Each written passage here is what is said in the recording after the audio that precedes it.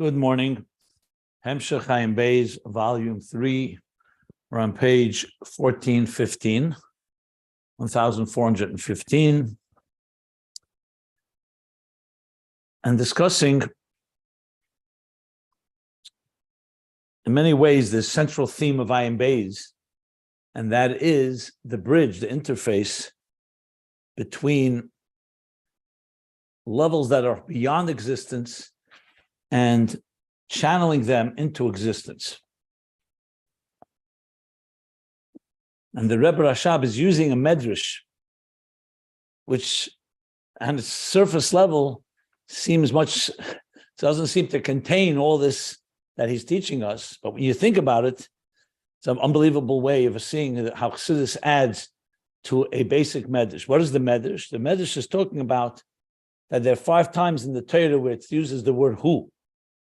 Avram, hu Avram. And 4 other times for the good. And then sometimes in the negative. Like he says, by Nimrod, we started hu. What does the hu indicate, says the Medrash? That this person, when you say someone is hu, Achashverosh, hu Achashverosh, Avram, hu Avram, is saying that the same person on one level, he's throughout that way, without change. It's a consistency. It's like an unwavering element. So it could be good, someone that's good in an unwavering way that permeates all of him and is able to draw down, like we spoke about Avram, from the higher transcendent levels of Avram, of super consciousness into Avraham, the Hey, Bina, into existence. And then there's 5 times it says who in the negative, like who Nimrod, Achashverosh, who Achashverosh, that they were consistently wicked or cruel. Not just there was Achashverosh, who Achashverosh, mitchilosei bat sefi, like he says, from beginning to end, without shinuyim. So it's like zelu umazeh. It's like alter egos. That in Kedusha you have it, that type of consistency. You could also have it in the negative. But then the Medrash says, but then there's one place that's good and better than them all, and that's the Eibishter. He also says the word who. Hu Hashem Elokeinu b'chol ha'aretz mishpatav shemidus rachum avalav le'elam. The Chad who tov b'kulam, that the good that's better than them all is God Himself. Hu Hashem Elokeinu. He is the God. God is God. Like we said, Shema Yisrael Hashem Elokeinu, Hashem Echad, even though He doesn't say who, but we said Hashem Elokeinu Hashem, twice Hashem. So that twice indicates that the way He's above, that's how He is below. But this is on a much higher level, because this is even higher than Avram, like we learned, because this is being mamshich from Atzmus. Avram is drawing from the transcendent Sev of Kalalman into the imminent Mamala Kalam. And then comes Hashem Elokeinu. This higher level is Kedushasi L'mayla Mekdushaschem, is a higher level of drawing from Atik all the way from the Tachteina Sheba Maitzil, Shmoi Hakol Batzmusei, as we learned. The name, God's within the divine, that's higher than all Gili Helama Atzmi, and that's being drawn and affecting existence. Okay, but we still have to deal with, what about the negative? How does that fit into all you draw levels of godliness into where there is negative forces as well? We have enemies. We have adversity.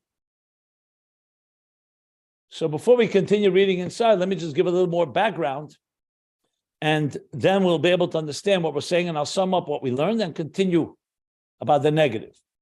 Because I was thinking, why is it's talking such high levels of drawing down godliness? Why are we suddenly talking about the negative? And the Medrash does say that. I mean, just to tell us that there's also in the negative reality, there's also things that are consistently bad. So the Rebbe Rashab is going to explain something very profound that takes us back to themes that he discussed back in volume 1.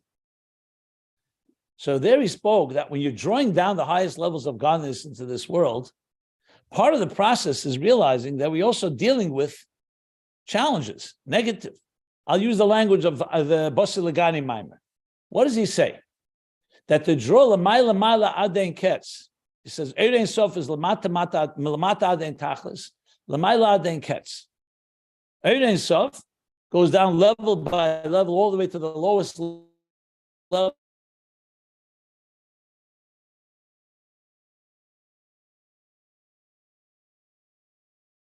Levels, even there, the Ein Sof goes down.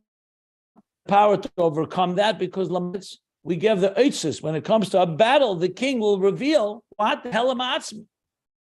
Because the Mailas is referring to Helamachelim in the deepest levels, not of revelation, but of concealment.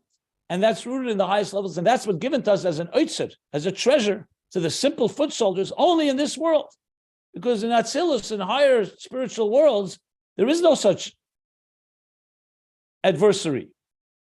There is no opposition to godliness. They're Kalim Telekus. Like he says in chapter 13 in Besalagani, and the Rebbe explains it. That's not a Pella that Atzilus is a Kali to godliness, because that's what it is. It's an Atzilus that itself resides in Atzilus. What's the Chiddush? Obviously, because Atzilus is sublimated and dedicated to godliness. It's when it comes into Biyah, in a world that has separation, to the point that the divine is concealed, to the point that you could actually convince yourself that Aniva Avsiyed, me and nothing else. Total arrogance and selfishness. That's where you need the Oitzer. And that's the Chiddush to get from the highest level. So the Rebbe is saying here is, now despite the lofty ideas we're learning, bear in mind that we also have a power that comes from a very strong place, as we're going to soon learn, that the negative energy, that's why there's the who, also l'ra, but we have to see through it and realize that it's not as powerful as Kedusha, as the holiness. So even in that negative, we also are able to reveal these higher levels. If you recall earlier, where's the Helam Ma'atzmi revealed most? In the Helam in this world, in states of distress, by the Baal Tshuva who's fallen.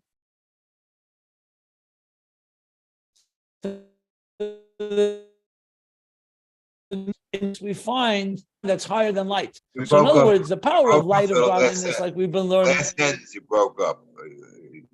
That's so in the power, in the light of the divine, like he said,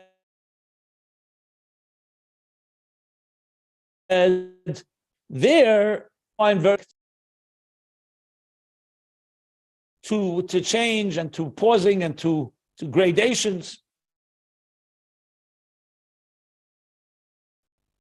But it's in the dark of the dark, like we learned earlier in this volume 3, that you find the deepest levels of the divine that conceals his presence. That you'll find in Golos and the darkest places. So in a way, that Rebbe Rashab is also now addressing that with this.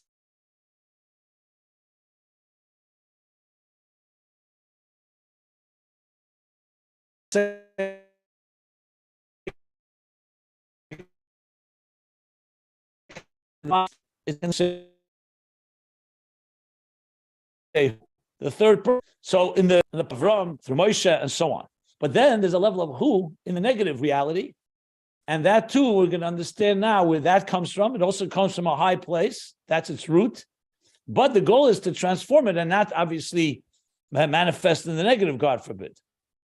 So that's why he's bringing this. So what did he say? What did we learn so far? How's the connection?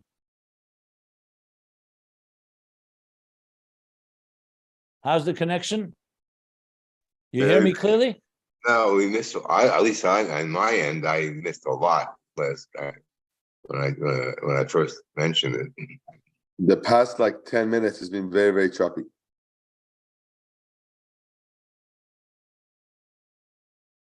Really?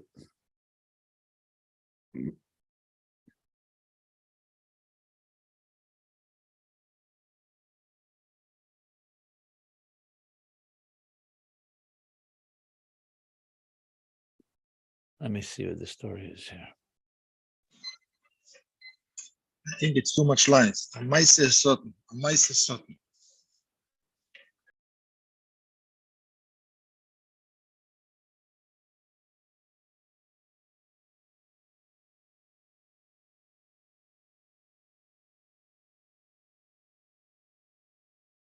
Let me just see something before we continue to test it.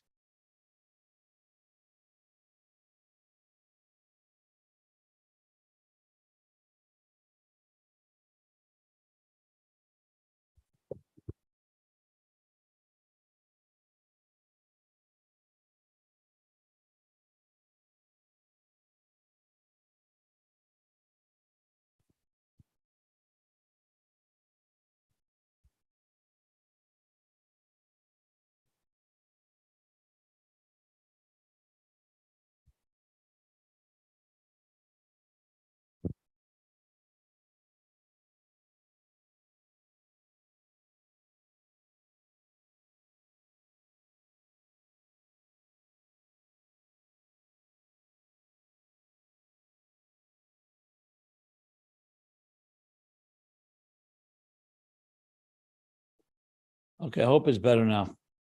Sound better to you? Yes. So far, so good. Okay, let's continue. Let's see how it goes.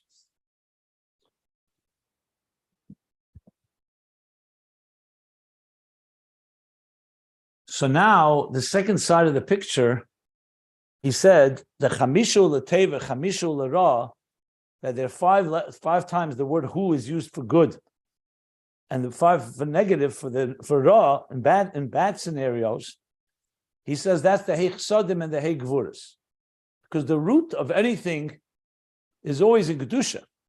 So chsadim is the flow of love and kindness, and that's the root of the five chsadim, the five levels of kindness, dimensions of kindness, and that's the who on that level.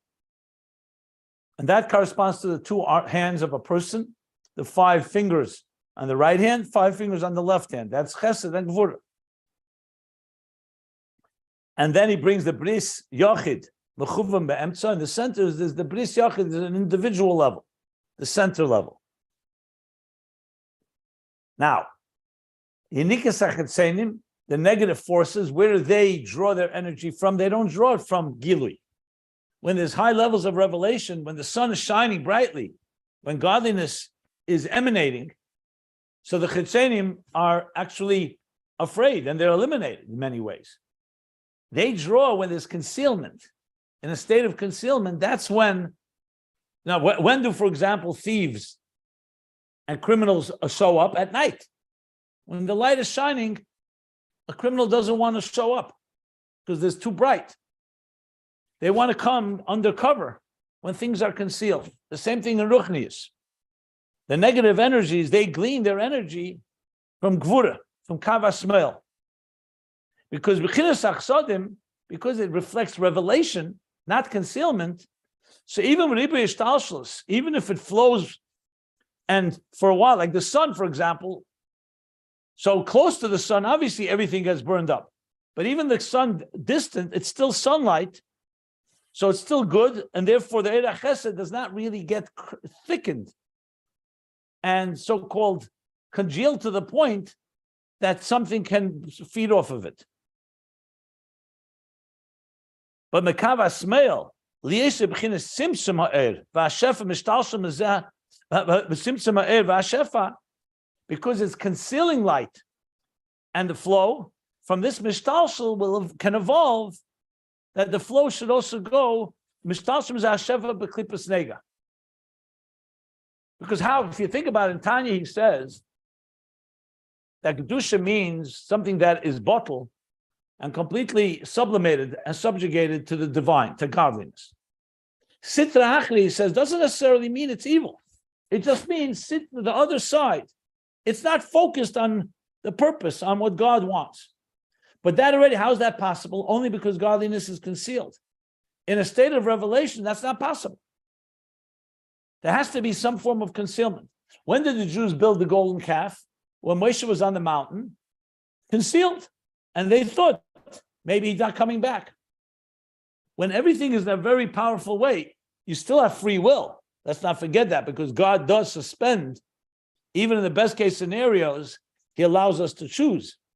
But obviously, the choice is going to be a lot easier to choose the negative when you don't feel that the master is there. Say, when the cats play, what do they say? When the cats are away, the mouse come to play.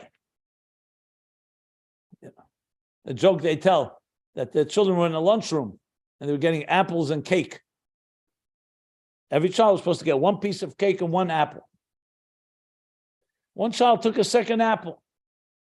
The teacher said to him, Hashem is watching, God is watching. So he put back the apple. His friend whispers to him, come let's get some extra cake. So he said, God is watching. He says, no, God is watching the apples. So he can take the cake. So immediately, as soon as you don't feel the presence of something, of someone watching, in this case, godliness, it's easier to fall. So klippas nega, how is it possible that something should be able to not be completely committed to Einaid Movade because it was a tzimtzum? If there was no tzimtzum, it would not be possible. So the purpose of it is for us to choose wisely. But there is choice. The father hides from the child in order to elicit the child's ingenuity, but that leaves potential. And that means Kamisha Ulara, the 5, who? For the negative that's coming from Hegvurus Mesefa Madregas. So the negative forces are gleaning energy, the end of the levels, all the way to the bottom of the ladder, the bottom of the flow, because it's coming from the concealment. So the original concealment is completely coming from God's power to conceal. But the recipient can misunderstand that, and from that can come ultimately the negative forces. Now, to demonstrate this, he's going to bring the first who in the Medrash. What's an example of who? So it says by Nimrod. Nimrod was one of the first, let's call it anti-God characters in the Torah. He was the king who opposed God, who thought he was God. He's the one that threw Avram Avinu into the fire for declaring that there's a God. He was essentially the king of the pagan world. So it says by him, Shenember by hu haya. The word who, he was. What's the who emphasize? That he was anti-God, he was antithetical to God, and he's from the beginning through the end. Sheyeresh Dera Floga, he was the head of that generation that defied God. They built a tower. They said, we want to have a name for ourselves. They went to challenge God. We don't need God. We can be just as strong as him. What does the Dera Floga represent? Hafroda v'Ischalkus. Separating and division. In other words, the opposite of Achdus. Avram came to bring divine unity into existence. And Nimrod came to establish his sovereignty and human power. The opposite of Echad. Pirud and Aflogim. Pirud and the Schalkus. That's where we stopped. So now we're going to understand, first of all, where this power comes from. It's a who. It's a level of who. How does someone have the power? How does a human being have such power? And the Medrash is equating it with the who in good, with Avram Avinu. And the other levels of who that bring down Atik, the levels that are higher than Shinuyim, higher than change, into existence. Like Echad Hoya Avram, Hoya Mitchilos Vatseif Hoya Tzadik. So the antithesis to that is Nimrod. So we're now going to discuss the negative, and as I said before, this will help us understand how even in the darkness of this world, we can reveal the Helam Ha'atzmi when we understand its purpose. Because at the end of the day, God's concealment is not in order for us to defy God, even though it leaves that potential. It's for us to recognize even deeper levels of divine, that they're so powerful that God can express himself even when he's not expressing himself. So when God reveals himself through revelation, we obviously can see the revelation. Matan Torah, Kriyas Yamsuf, Yetzias Mitzrayim, other forms of revelation. Avram Avinu, all the 7 generations that brought the Shekhinah down below. But you think concealment is the opposite, but concealment reveals ultimately even a higher level of the divine. That's what we're ultimately going to learn, as we learned earlier. And the Rebbe Rashab is bringing it all together in this Medrash. At the end of the day, like we said, there's 5 who in the positive, there's 5 who in the negative, And the Eibishter is good. The Tov Mekulan is higher than them all. The Etzem. So let's continue learning now about Nimrod. We're going to learn about Nimrod and what he did. So the next section is a little parentheses, is a 5-line parentheses to explain what Nimrod is, and then he's going to go back to the who, the connection to who, to the level of who, that concealed state of the divine that comes from Makif, not from revelation, like he said, from Chesed, from revelation. The klippa, the negative, that cannot draw energy. It's from Gvura that primarily it draws energy. So it says like this now. He was the head of the Deira Floga. That's a generation that came after the flood, the end of Parsha Noach.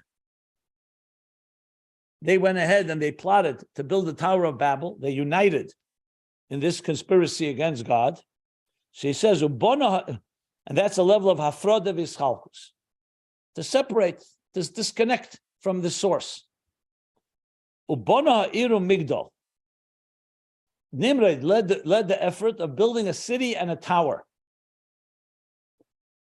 Shezeh b'chinas ha'achdus d'le'um hazeh, heiper b'chinas achdus d'kedusha. So yesterday you asked the question, weren't they united? Yes, it's a unity of evil. Evil forces could also unite, but it's Achdus of Lomazeh, which is Hepech, which is the diametric opposite and the antithesis of Achdus de Kedusha. So Kedusha Achdus is bringing godliness and uniting everything in positive way, but you could also have evil conspirators that also have a unity. Achdus de Lomazeh. And that's what they had. And that's why the solution to them was to break them apart by causing them to have different languages so they couldn't communicate, they couldn't unite in their evil plot. I mentioned yesterday the Nazis are a perfect example, how Hitler, Yamach Shemai, united them. Look how the unity they had and how much power it gave them. But it was an Achdus of Le'umazeh, not of Kedusha. It was destructive. The Rebbe brings quite often from the Medrash Chabra Ephraim, what's the expression? Chabra Atzomis Ephraim. Chabra Ephraim. Kaparim, he brings that the Anshe David, who were presented God and goodness, when they were fighting Anshe Avshalom, who challenged his father, and he represented the negative, they were winning, and the Anshe David were falling, it says. They were casualties, because the Anshe David were fighting with each other. They didn't have Achdus. And the Le'umazeh had Achdus. And when there's Achdus, even the negative forces, God gave us strength, that when you're united, you can be successful. So Achdus is a tremendous necessary. Look, you see, you could have the best people, but if they're not, there's no synergy. And they start bickering and fighting with each other, they don't have the strength to really deal with a challenge. And if the enemy, no matter how evil they are, but they're united, they will have a powerful strength. But the point still is that it's Achdus de Le'umazeh versus, which is antithetical or a diametric opposite of Achdus de Kedusha. The Ir Migdal. U'be'emez zeh b'chinas hischalkus. So even though it's Achdus of Le'umazeh, the truth is it's hischalkus. It's actually separation. Mishum shezeh shenifred melakus. They're Achdus among each other, the evil conspirators. But the bottom line is that they're separating themselves from godliness, the source. The Gam Commission, so therefore, that's why he's saying it's Afrada V'Ischal, because at the end of the day, they represent separation. And very likely, they will also ultimately break apart. Look, you see this all the time with criminals. That even though they may be united initially, then they become greedy. And then they turn on each other as well. It doesn't say that explicitly, but here the focus is that it's nifrid from elikus. So it's a temporary type of unity, but bottom line is, it's separating from the real truth. Their unity is only for their own self-interest. Another thing, Begam, additionally,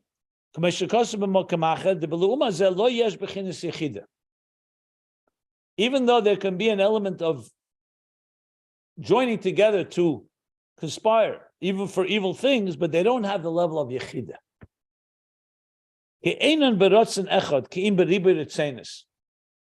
Because in truth, they're not really one desire.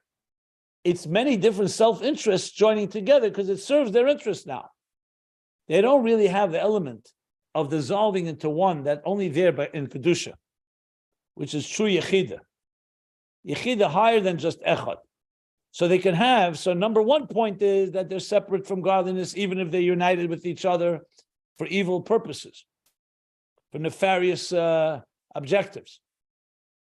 The second point is they don't really have unity. It's different Ritzainus, different interests have joined together because it works for them. It's like my enemy and your enemy, so my friend, you're my friend because we both share the common enemy. Is that true unity? So he says it's not Ratzon Echad, it's Ritzainus, Ribu Ritzainus. U'kamesha Kosov, like it's written, Me'inyan, Mashcheni, Acharecha Narutza, Mashcheni, bind me, or draw me, Acharecha Mashcheni, bind me or embrace me, Acharecha Narutza, I will run after you, I'll follow you. So we see here, the word Mishcheni means Lashon Yachid. I'm speaking to you as an individual. Narutza means two, at least two, it's plural. That we will run together. So he says, Mishcheni Lashon Yachid, the Koyal HaNefesh Elikis. That refers to the divine soul. Acharecha Narutza Lashon Rabim. So with the divine soul in its unity, Mashcheni draws, and that will cause Narutza Lashon Rabim in the plural, Hein Haribud, it's saying is the Nefesh Habamis. The animal soul has many different desires because it's about yourself. When it's not focused on the one singular objective of God, it's many desires depending on what your need is, on what your mood is. So Narutza is saying that Nefesh Habamis in its plurality and its many different things will also run together with the divine soul. So the divine emphasizes unity, and the animal soul, or in this case, the negative, is defined by plurality, by different agendas. I'll explain this a little more. Let me just finish reading the parentheses. The Targum Unkel is vispalig. When you read in the beginning of Parsha Kerach, it says Vayikach Kerach. What does it mean Vayikach? What did he take? So the simple thing is that he gathered together the 250 men that were with him, and they confronted and challenged Moshe. But the Targum Unkel says Vayikach means vispalig. He separated himself from the word pilug, like a flogger. He separated himself from Moshe and from what and what God wanted. So it's also referring to a form of disconnecting. So he says two things in the parentheses to emphasize that even though they had an achdus between them, but it was l'umazah, not a gedusha, and that is really ischalkus because it's separated from God, and even in their unity, it's not true unity. It's a unity of many interests that serve them right now. Because self-interest is defined by separation, not by joining. The Mittler Rebbe has an expression, other places, that when two Jews meet, it's two divine souls against one animal. It's two divine souls against one animal soul. So it's a majority. So the question is asked, what do you mean? It's two divine souls against two animal souls. Because each of the two people, each one has an animal soul as well. So the Rebbe explains, Ein Adam Chaytiv V'lei Lei. A person doesn't sin that for someone else's benefit. If it's not for their own benefit, they're not going to sin. The Nefesh Habamis is not interested in your Nefesh Habamis. My animal soul has its self-interest in mind. I will join with you if it's in my self-interest. But not just because it's good for you. I'm not going to join. Why would I go do something that's criminal if I don't have any benefit from it? So divine souls, because of their bittul, they join together. Not because it's not driven by self-interest, it's driven what God wants. And in Kedusha, therefore, two divine souls are coming together and they're joining. Animal souls don't have any interests. Criminals don't become partners unless there's self-interest involved.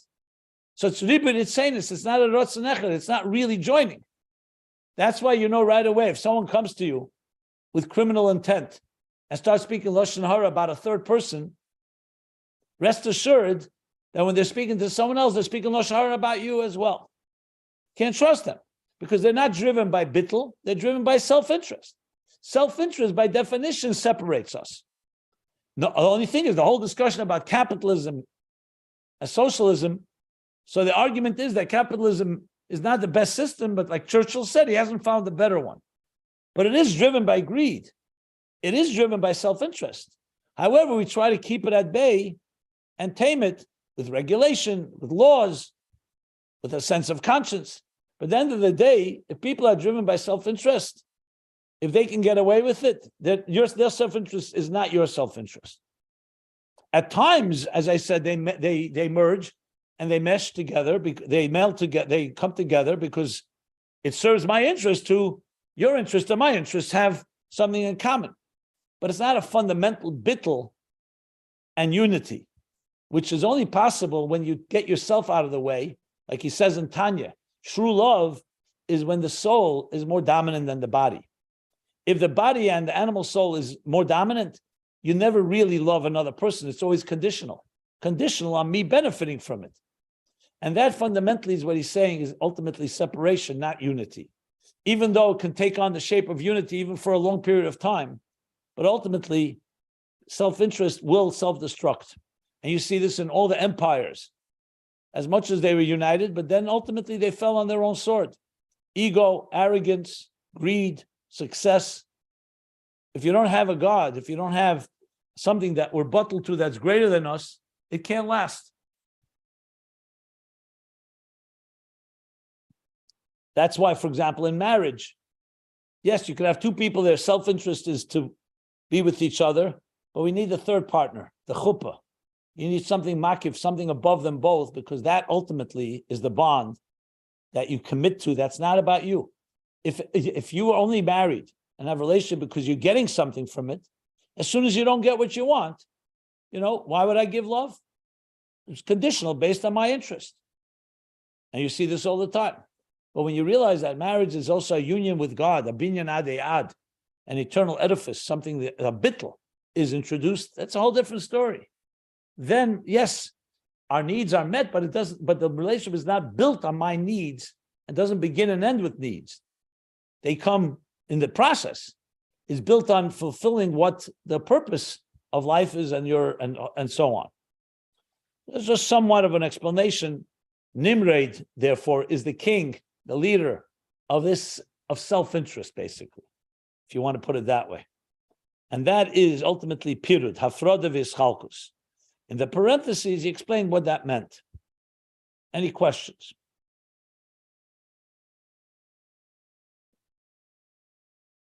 How has the stream been so far, the broadcast now in this last period? Been smooth? Perfect. Okay, I don't know what happened. Excellent. Good.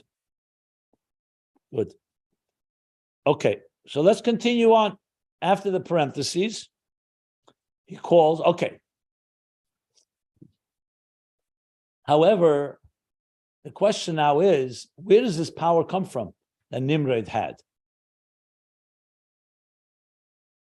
Because remember, we're saying that Nimrod is at the level of who? It's being equated in L'ra, in the negative, yes, Pirud, but it's being equated to Avram in the Kedusha, in the Toiv. So he says, Makol Mokim, and nevertheless, as much as this is separating from godliness, Shedish Yinikosam, what's the root of their Yinika, the gleaning of, the nursing, where are they getting their energy from? This klippas nega, this klippa that he said of Nimrod, hu mebchinas hu. It comes from the level of who, not from the level of Gili, but from the level of Helam, of who, which is hainu a level of, we talked before, Makif. Remember, Ata or Zeh is Gilui. Who, he said clearly, is a level of Helam. We discussed this earlier, especially on page 12, 14, 11. There he talked in Gedusha. Atik, Arich, Atik. It's coming from a level of Makif. So the question is, how does that fit in here? What does that mean? So he says, it's coming from the level of who Hainum B'chinis Kama Erech Apayim Lefonov.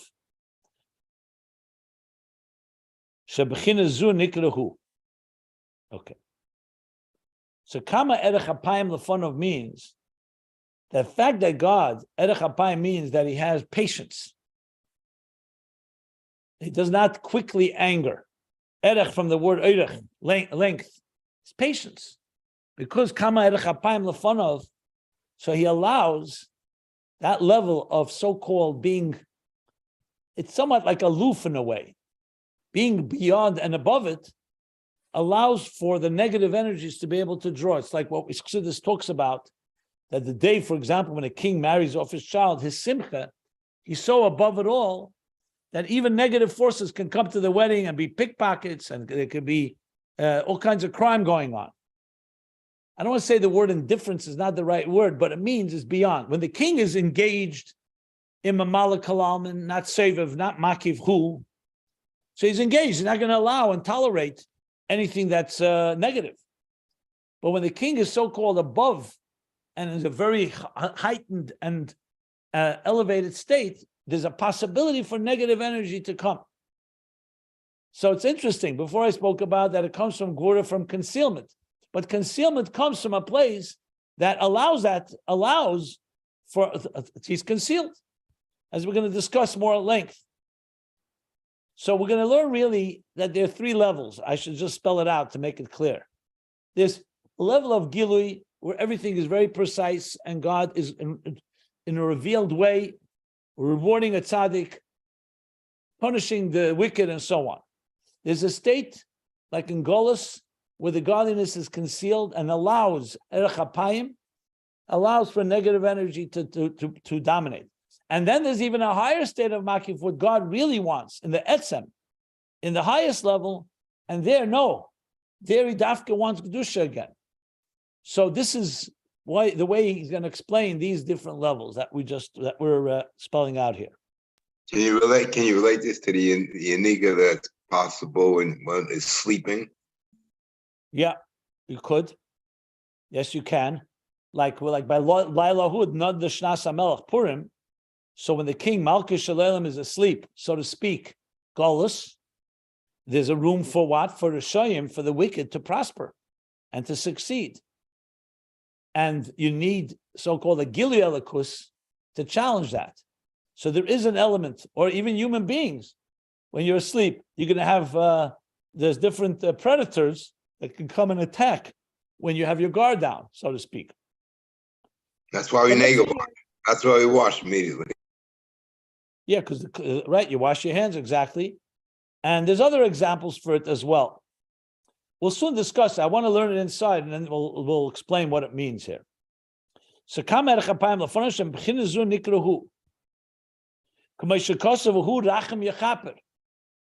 V'hu. What's the v'hu? Rachum Yechaper. What's the who? And he is the compassionate one that will forgive. So the who is talking about a level that tolerates and accepts, because when you're talking about if God is sitting on the throne of judgment and really weighing our merits versus our opposite of merits, our transgressions, then it could end up being not exactly positive. We learned this earlier. But when God has compassion and he rises above and says, you know what, I forgive, even if you did something wrong, that's coming from actually an exalted state. He's not sitting and counting every little detail. It's almost like a sense of, again, I don't say the word indifference, but a sense of aloofness beyond. There, the level of who allows for yechaper. So there's a positive side to it, because God, in a sense, it's like when you come to your father, who you'll say you did something really wrong. You come to your father And the love elicits a certain element where he says, okay, fine, I forgive you. So the same idea is who. In the negative, it means from this level of Makif, this possibility for the existence of a Nimrod in the first place. He's going to explain what this means. Just he's laying it out right now.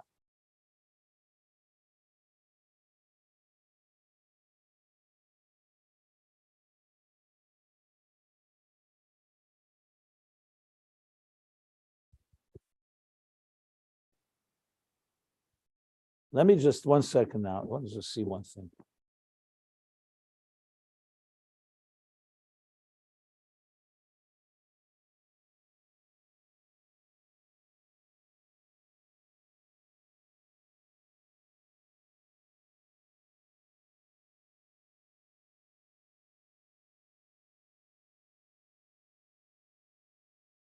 One second, please.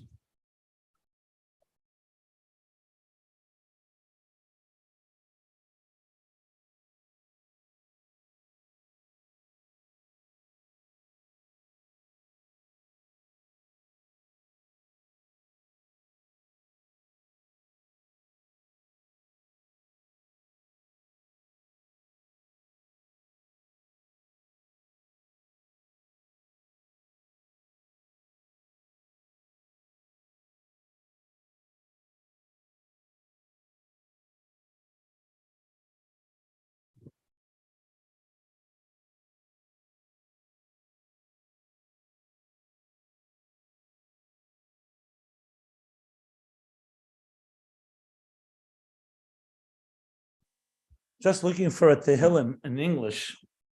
I wanted to see, because he's going to bring now the verse before it, and I wanted to see what the reference is. Do I have one here?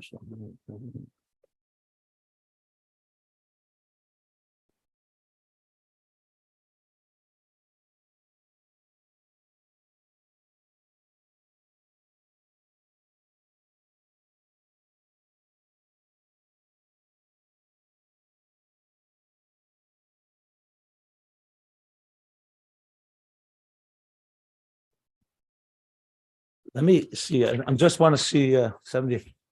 INS. Okay. Yeah. So now the parentheses he adds like this. Explain the who. Rachum yechaper. He is compassionate. So he says like this now.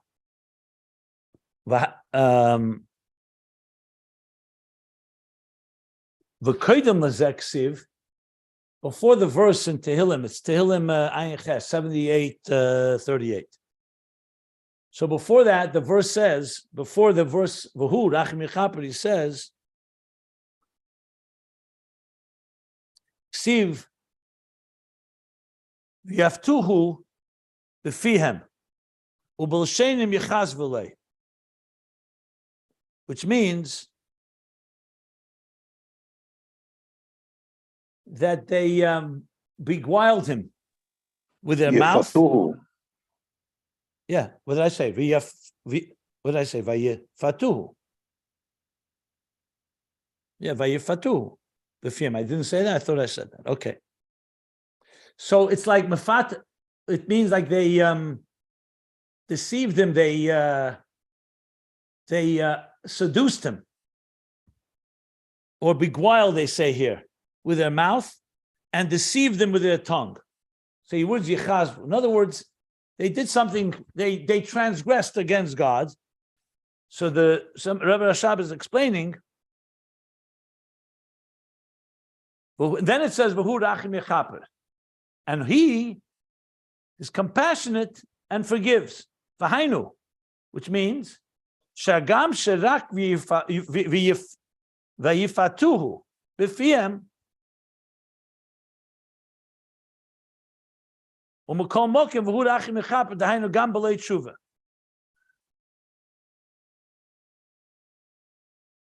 not sure what the rak is. Why is it sharak? Means even though they did something against God,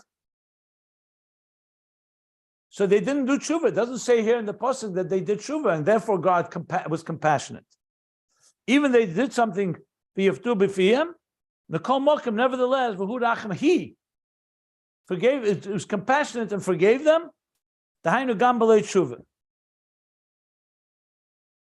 The Rak seems to be saying it's like it's minimizing that even though they didn't do anything, they just did it with words, with their mouths. I know what he means. Okay. Even though, yeah, okay. Let me correct myself. It's different. My mistake. He says like this in the verse in that part of the Psalms in Tehillim. He's speaking about despite that they sinned again and did not believe in his wonders. He talks about that earlier.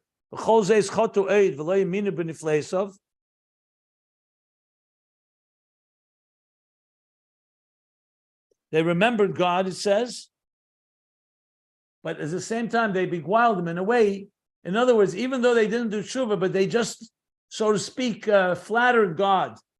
They tried to seduce God with their mouths and deceive him with their tongue, which means that they were not really sincere. Nevertheless, he forgave them. Why? He didn't know that they were being deceptive, that they were just paying lip service. Answer is because it's the level of who. And the level of who, so-called, overlooks things and allows even for negative energy to give. So God's like being compassionate. That's what he's saying here. That's the word. Okay.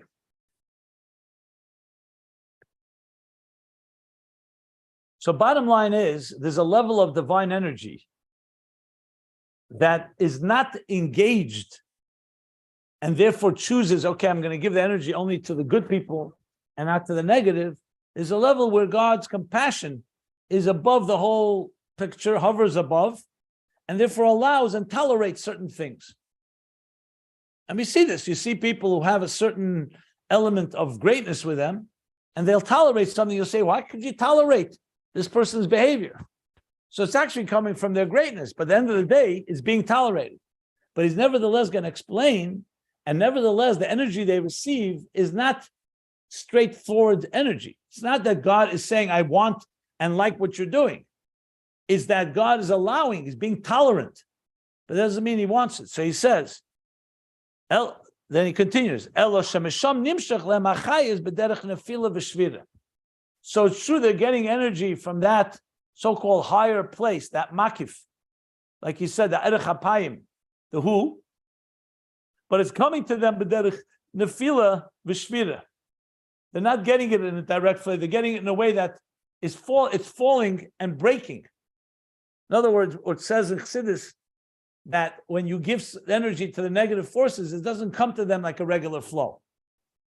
To use an example, if the king is benevolent and he's going to be giving out, let's say, he's passing out wine or a drink or some gift to everybody. So the tzaddikim, he gives it in a very direct flow, but because he's overflowing, so drops of it will also reach those that are less deserving. So they're getting it, but they're getting it b'derech nefila. So nefila means it's like falling to them. It's not directly being channeled to them, b'derech nefila and shvira. We're talking about shvira sakelim. When the containers shatter, so yes, the energy goes, that reaches everyone. Like when you talk about radioactive exposure due to an explosion, due to nuclear fission. So it's not the intention, but the energy scatters and therefore reaches also places that are negative places. So it's called the Chassidus nefila v'shvira. A regular flow would be where you're mamshich it, you're drawing the energy and you're directing it. Nefila shvira means when there's like so-called an explosion, or it's coming from a place that's so magnanimous, in this case, compassionate, so the energy flows also to negative places. Al derech sheklipa kodme lepri. Leperi, he says, kodme lepri. Like it says, the klipa kodme lepri. What he means by this, most likely, is the fact, Shalosh says this, that when God created, let's say, fruit, so there's a klipa, there's a shell that precedes the fruit. The entire purpose of the shell is only to protect the fruit. But at the end of the day, it does precede it. So I think he's comparing it that you could have sometimes an energy that is there and it even perceives the fruit, even though it's not coming for, the goal is not the shell, the goal is the fruit. The shell is only a means, but the shell is getting power in order to protect the fruit. That's what I think he means. My time is in. Okay, this needs more explanation, where we talk about how, where you have, Rebbe Rashab is just being very brief here. He's bringing different examples where you find that negative forces receive power, but they're receiving power, so to speak, in an indirect way. That's the point he wants to make. So their energy is coming from a high level, but it's indirect. The Mazge Bereisha is referring to a machlekes. This is brought in the Gemara. It talks about. Let me. I have to look that up actually.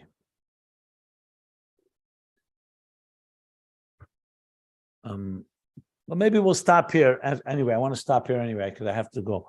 And then I'll continue this in the next class.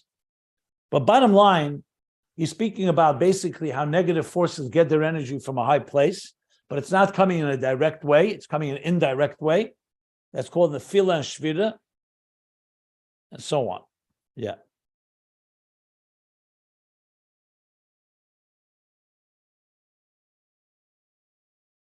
I want to look a little more. I want to look up some of these sources, and I'll give you more information in the next class on what we just read about the Klippa Kadmu the Pri and the other things they're going to be citing here. Any questions?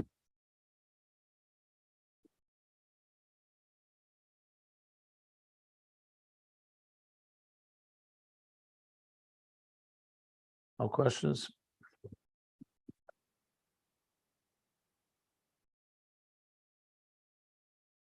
Okay, so we're middle of the topic of who, as it associates with Nimrod in the negative forces, how they too are getting the level of who, but as we're going to learn, it's coming from a Makif that has a certain indifference or being aloof, but ultimately that's not Pnimius HaMakif, it's Chitzenius HaMakif, as we're going to learn. So Chassidus does explain that there are two ways that negative energy can glean energy. One is through a lot of tzimtzum. When there's a lot of diminishment, that's when they can draw from, when there isn't any revelation. And another, it says from Chitzenius of Makif, when there's an exalted state and nobody's watching, so to speak. You know, and that time as well, they're able to glean energy. And they're really interconnected, obviously. That's what he's more or less explaining. And then he's going to bring us back to the Medrash and understand all this. And as I said, my understanding of why he's bringing this here is because it's based on what we've learned earlier in volume 1 and in a number of places, that ultimately the Helam Ha'atzmi that we reveal in this existence is also through contending with and dealing with the challenges of a Nimrod, of negative forces. That's what he's ultimately coming to explain and teach. Okay.